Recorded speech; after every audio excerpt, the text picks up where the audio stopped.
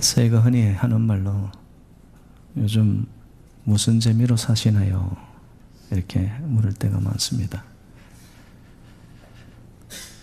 여러분 요즘 무슨 재미로 사십니까? 어떤 이들은 돈 모으는 재미로 살고요. 그래서 집 평수 조금 더 늘려가는 거, 거기에 내 모든 마음이 빼앗겨 있습니다. 그런가 하면은 좀 더 나은 럭셔리한 차를 바꾸어서 타는 거, 그게 또 재미가 되어 있는 분들도 있습니다. 어르신들은 아마 손주 보는 재미도 또 있는 것 같아요. 그죠? 자식 자랑하고 손주들 키우는 그 재미. 그리고 또 집 뒤뜰에 고추 키우시는 분들, 깻잎 키우는 분들은 매일 그 고추 깻잎 따는 재미로 또 사시는 분들도 있는 것 같고, 그죠?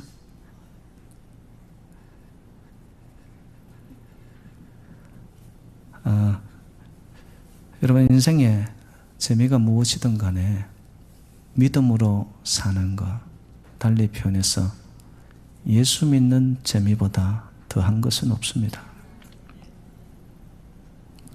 아이고 목사님, 예수 믿는 게 뭐 재미있다고 고리타분해서 보이지도 않는 길을 가야 되는데 정말 그런가요? 여러분 예수 믿는 재미보다 우리 인생에 더 값진 것은 없습니다.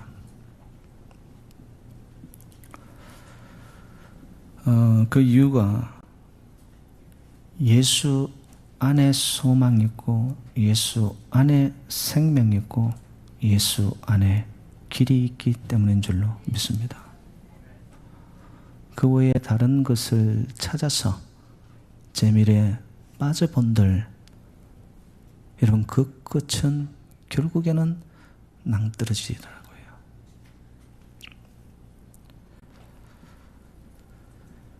이번 주간에 제 손에 잡힌 책 하나가 한국 땅에 자기들의 젊음과 전 인생을 바쳤던 선교사들의 일대기를 기록한 책을 잡았습니다. 많은 선교사들이 있었지만 그 가운데 여선교사인 서서평 선교사님에 대한 말씀을 좀 나누려고 합니다. 그 선교사님은 한국에 1912년 32살이라는 노처녀로 간호사로 선교사로 한국에 오게 됩니다.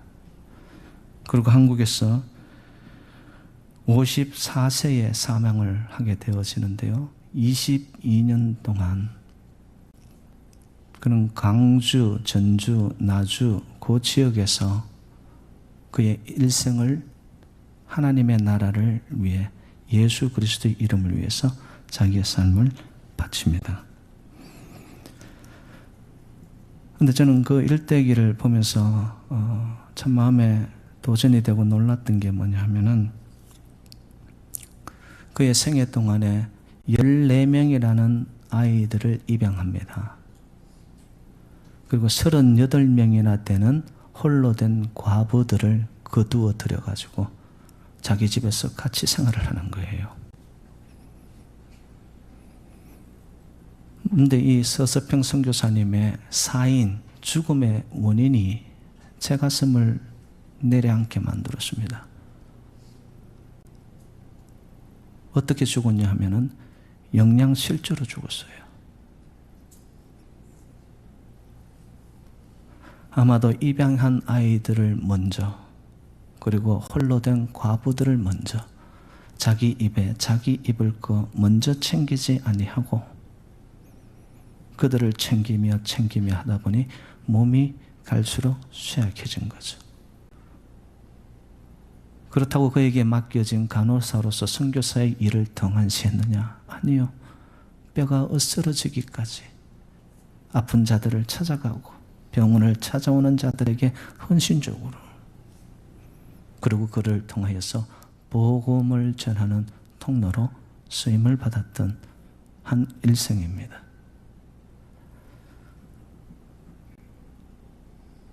여러분, 그에게는 무슨 인생의 재미가 있었을까요?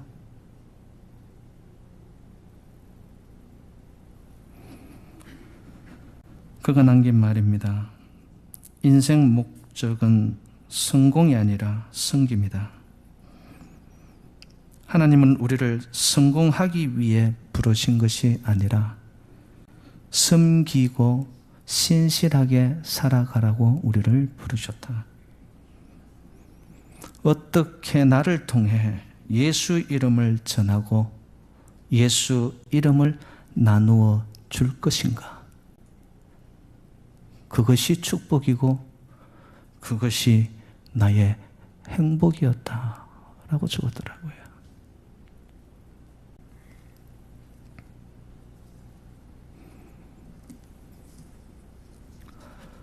저는 한 목사로서 이 선교사님의 일대기를 읽는 내내 참 마음이 무겁고 착잡했습니다. 김 목사는 하나님의 종으로 부름을 받았는데 너 예수 믿는 재미가 있냐? 나와 같이 가는 이 길이 어떤 시련 고난이 와도 너 괜찮으냐? 너 섬긴다고 하면서 너 나를 위해, 성도들을 위해, 나의 양떼들을 위해, 아니 나의 몸된 이 제단을 위해 너 무엇을 헌신하고 너 바치냐? 끊임없는 이 질문이 저에게 내리를 떠나지 않았습니다.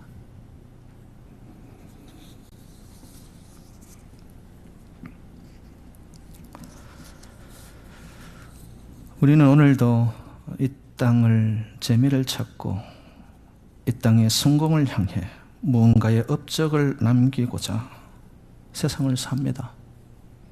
근데 여러분 기억하십시오. 여러분의 성공과 여러분의 인생의 흔적 뒤에 모든 이름 위에 뛰어나신 예수 그리스도의 이름이 남지 않는다면 여러분의 성공, 업적, 여러분의 높이면 아무런 것도 아닙니다. 무의미합니다.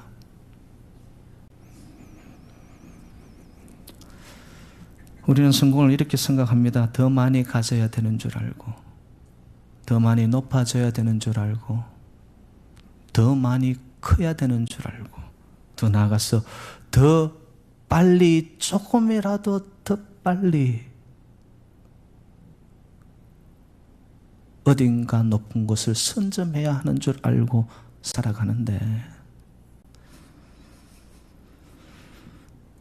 그러다 보니 자기도 속입니다. 진실은 빠져나가고요. 내 안에서 자기 스스로도 만족되지 않는 모순 속에서 자기를 안고 살아가는입니다. 그리고 또 가슴앓이를 해요.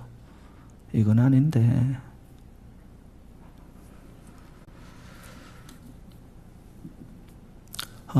저는 우리 성도님들이요, 좀 부자도 되고 세상 속에서 많은 이들로부터 여러분 인지도 높은 그런 정말 성공하고 훌륭한 사람들이 되기를 주님의 이름으로 축복합니다. 그렇게 되기를 바라요. 그런데 여러분, 성공이라는 그 보여진 결과가 중요한 건가요? 드러난 그것이 전부인가요? 하나님의 계산품은 그렇지 않습니다. 세상은 결과가 중요해요. 어떤 수단, 방법 관계하지 않습니다. 그런데 하나님은 그 과정 속에 우리의 중심을 보시고 감찰하시사 결과보다는 그 순간순간 속에 예수 그리스도와 함께 가고 있는가?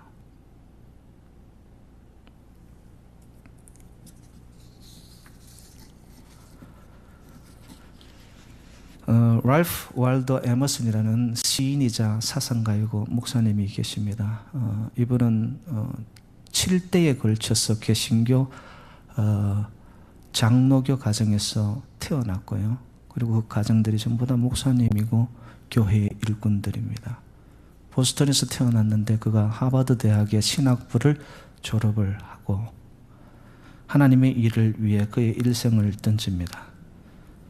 이 미국이 조금이나마 하나님의 말씀대로 뜻대로 방향을 잡아 나아가기를 원했고, 그래서 그는 시를 통하여, 글을 통하여, 또한 강단에서 말씀을 통하여 많은 이들에게 하나님의 나라를 소개합니다.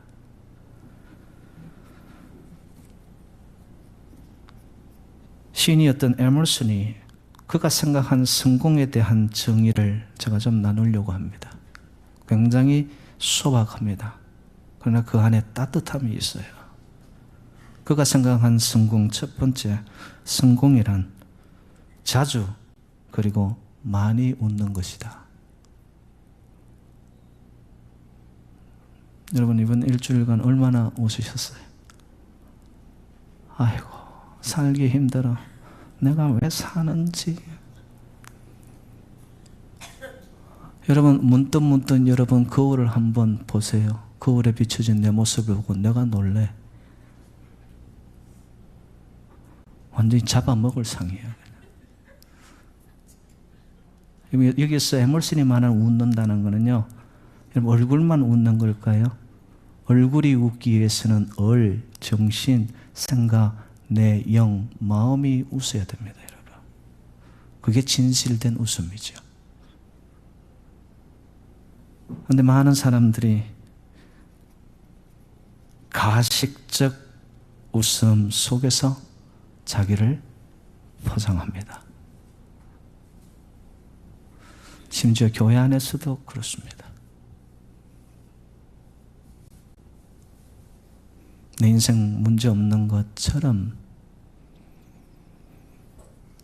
근데 여러분, 하나님 앞에 우리가 서는 신앙인으로서의 삶의 성공은 내 영이 기지개를 펴고 내 영이 여러분 즐겁고 기쁘고 진짜 주님 앞에 왔을 때 여러분 웃음과 내 안에서의 모든 인생의 무게들이 떨어져 나가야 되는 줄로 믿습니다. 이게 여러분 신앙이죠. 신앙이죠. 두 번째, 성공이란 아름다움을 식별할 줄 아는 것이다. 지금 저희들이 살아가는 이 시대는요, 너무나 많은 모조품 행복과 아름다움들이 있습니다. 그런데 그 모조품 행복을 내가 가졌는데 그것이 진짜인 줄 알고 삽니다. 그걸 또 붙잡으려고 합니다. 여러분, 우리가 조금만 영이 맑아지면요, 지금 우리의 삶의 주변 속에서 흘러가는 아름다움들을 얼마나 많이 놓치고 살아가는지 모릅니다.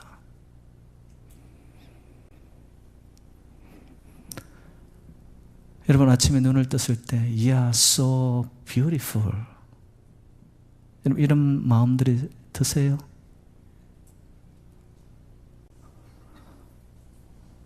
자다가 나도 모르게 일어났는데 보니까 옆에 왼수가 자고 있어요.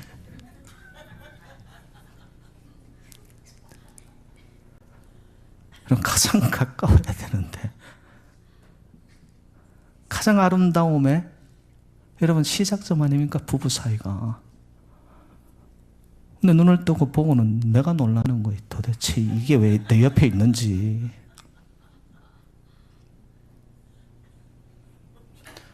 여러분, 아름다움을 아름다움으로 알지 못하면 축복을 놓치는 거예요, 여러분. 예? 교회 오면 그냥 이렇게 즐겁고 웃는 게 많아야 돼요, 그냥. 그래? 예. 자, 세 번째 한번 들어보세요. 성공이란 자기가 태어나기 전보다 세상을 좀 더 살기 좋은 것으로 만들고 떠나는 것이다.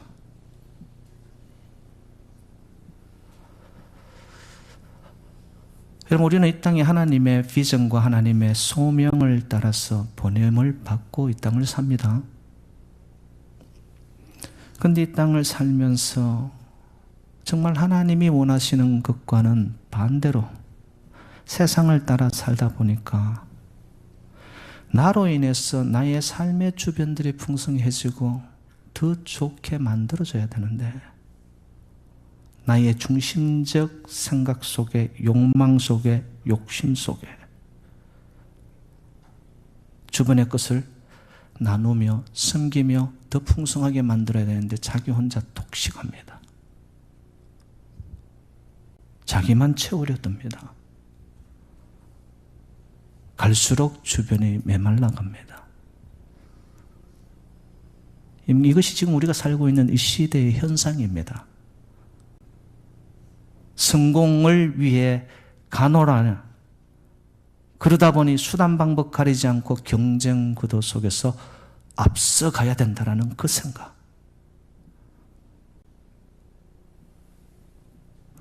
그러니 진정한 웃음도, 참된 아름다움도, 그리고 삶의 풍성함도 갈수록 우리의 삶의 현장에서는 멀어지고 있는,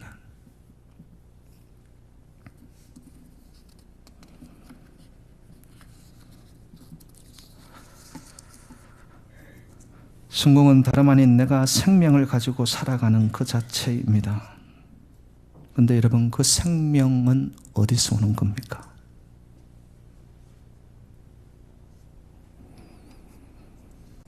때로는 불편한 길, 멍청한 길, 좁은 길을 살아간다 해도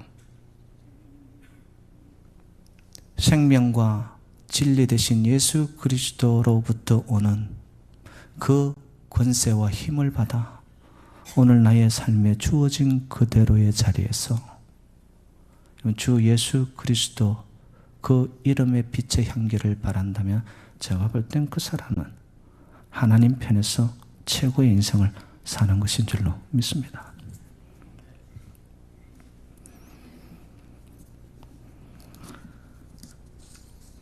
여러분, 저와 여러분이 이 땅에 있는 존재의 이유가 있다면 나만을 행복하게 하기 위해서가 아닙니다. 더 크게는 하나님의 나라와 하나님의 의를 이 땅에 이루어 가라고, 너를 통하여 너를 통로 삼아 하나님을 소개하고 예수 그리스도를 전하라고. 그게 우리가 부름받은 자리입니다.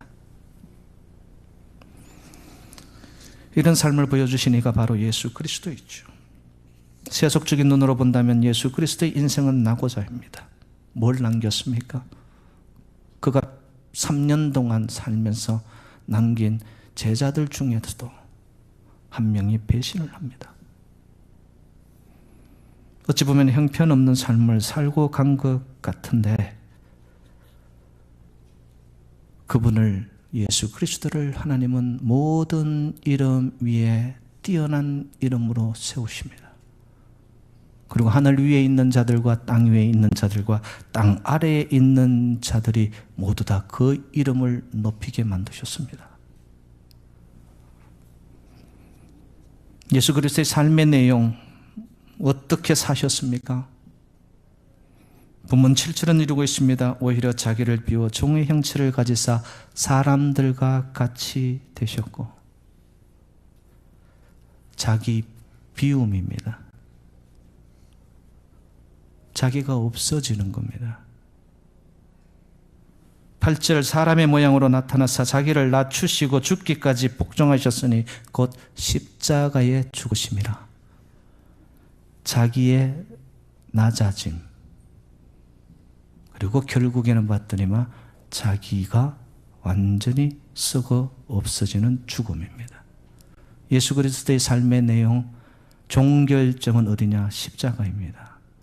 십자가는 자기 비움, 자기 낮아짐, 자기 죽음의 자리입니다.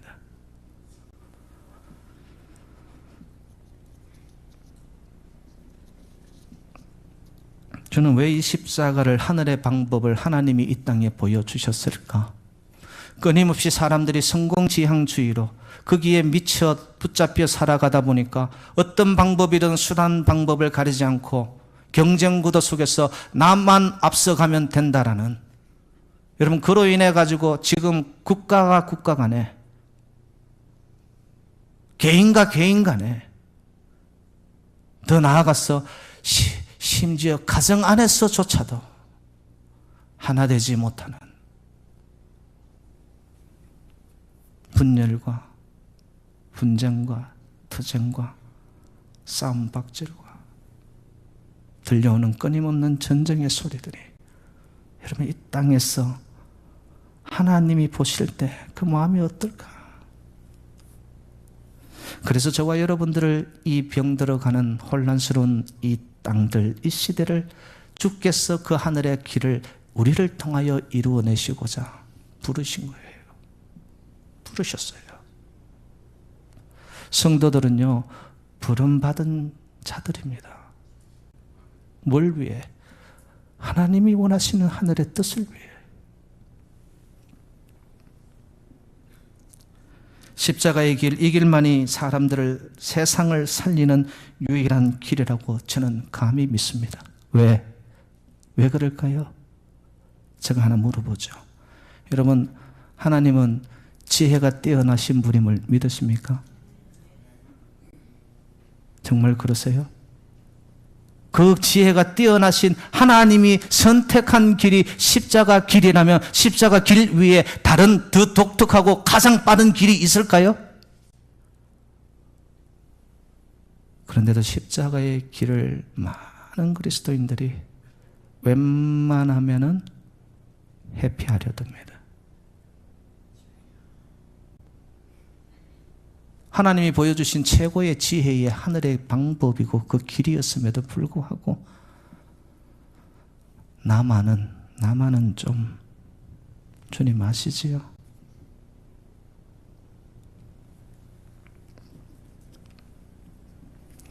여러분, 십자가를 통과한 자들이 가지는 능력이 뭐냐 하면 하나됨과 연합입니다. 여러분, 이 땅의 일들도 그렇지 않아요? 하나 되고 뭉쳐지는 그곳에 삼각지 않은 시너지 효과에 힘이 발휘되어서 일들이 이루어지는 거예요. 근데 여러분, 지금 우리가 살아가고 있는 이 시대를 보세요. 가뭄의 논바닥 갈라지듯이 사람들의 마음들이 다 분산되어서 갈라집니다. 갈라진 틈바구니를 타고 사탄 마귀들이 이용을 하니 분쟁과 전쟁과 시기와 질투와 스를 향한 저주와,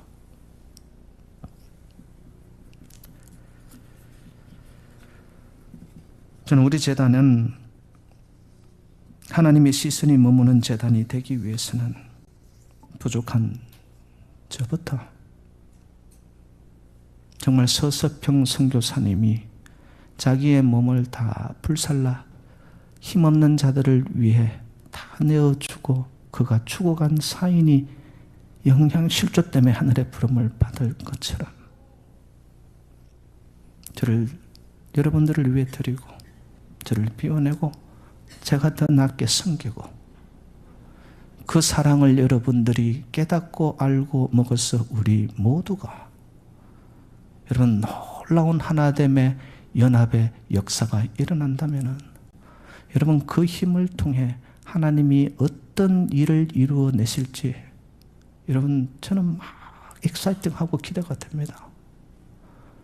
그런 역사가 일어나시기를 주님의 이름으로 축복합니다. 주일 아침에 연락에 싸우고 교회 오는 길에 차 안에서까지 싸우고 그래놓고 성도들을 만나면 아무 일 없다는 듯이 안녕하세요. 그리고 또 집에 갈 때 차 안에서 또 싸움 박질해. 여러분, 부부가 하나 되지 않았다면 예배는 예배일 수 없습니다. 성도와 성도 간의 마음이 하나가 되어지지 않았다면 우리의 예배는 하나님이 받지 않으십니다.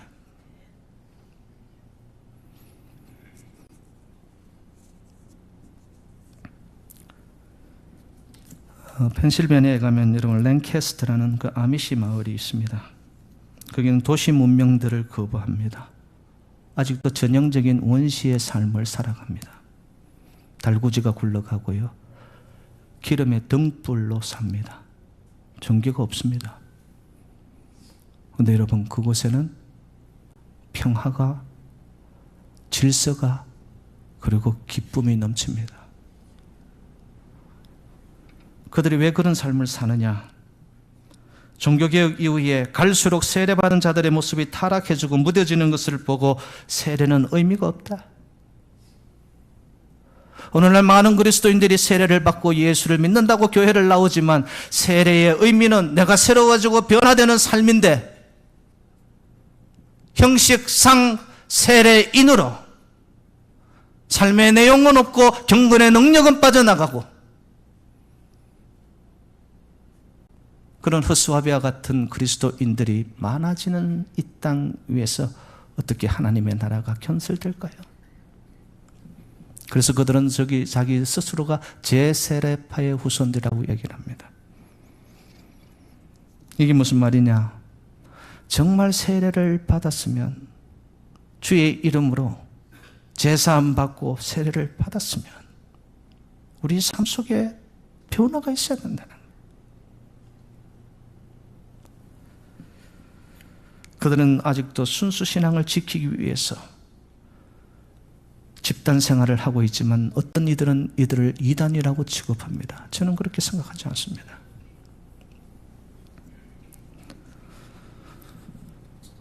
목사님이 1년에 2번 성찬식을 교회에서 나눈다고 합니다.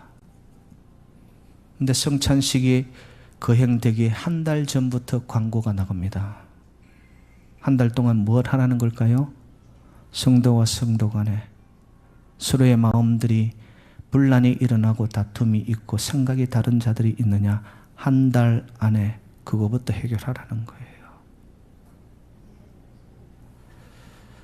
모두 풀고서 성찬식에 참여하고, 그래서 여러분 한 달 동안의 진정한 하나됨의 은혜의 그 교감이 일어나면서 성찬식 그 당일날은요, 오전 9시부터 오후 4시까지 하루 왼종일 예배가 드려지는데 축제의 장이라고 합니다. 제 마음속에도 이런 소망의 그림을 그려봅니다. 수없이 성찬을 나누고 떡과 잔을 나누어도 아직도 여러분 우리 속에 말 한마디 속에서도 남을 나보다 낮게 여기고 자기의 비움과 자기의 낮아짐과 자기가 죽어짐이 없어요.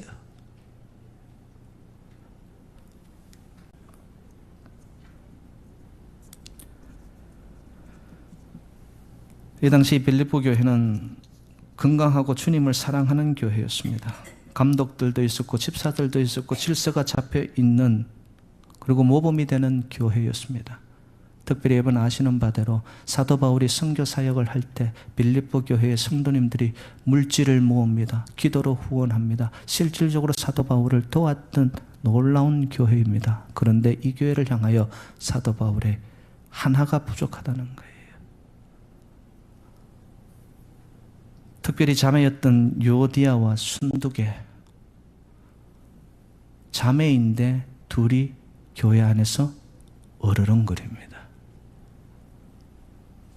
그 이유가 뭐냐? 서로가 더 열심을 내는 것 때문에 부딪히기 시작하는 거예요. 여러분, 하나님의 영광을 위해 열심을 내고 교회를 섬기고 헌신적으로 내 자리를 지키는 것 중요하십니다. 그렇지만 나의 열심이 여러분 분쟁을 가져온다고 생각하세요? 열심에 여러분 one step back. 그러면서 빌립보 교회를 향하여 사도 바울이 말합니다. 너희 안에 이 마음을 품으라. 곧 그리스도 예수의 마음이니. Your attitude should be the same as that of Christ Jesus. 영어에는 그래 나와 있더라고요. Your attitude, 태도, 생각, 말, 눈빛, 나의 분위기,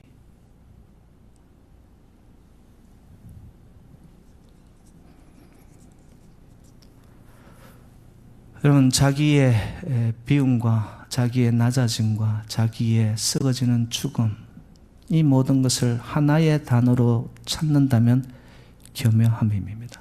겸허함. 겸허함은 자기 자리를 아는 겁니다. 그리고 겸허함은 자기 통제와 자기 절제, 그러니까 결국 인내와 기다릴 줄 알게 됩니다.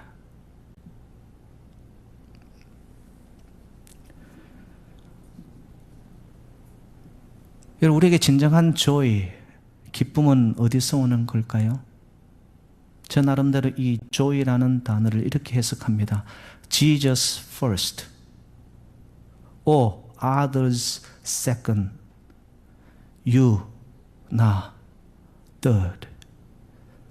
예수 제일, 그리고 당신이 나보다 먼저, 내가 먼저가 아니고 당신이 나보다 낫습니다. 그리고 나는 말석, 꼴찌. 여러분, 그렇게 살아가는 겸허함이 있는 곳에는 반드시 주체할 수 없는 기쁨이 넘쳐나게 될 줄로 믿습니다.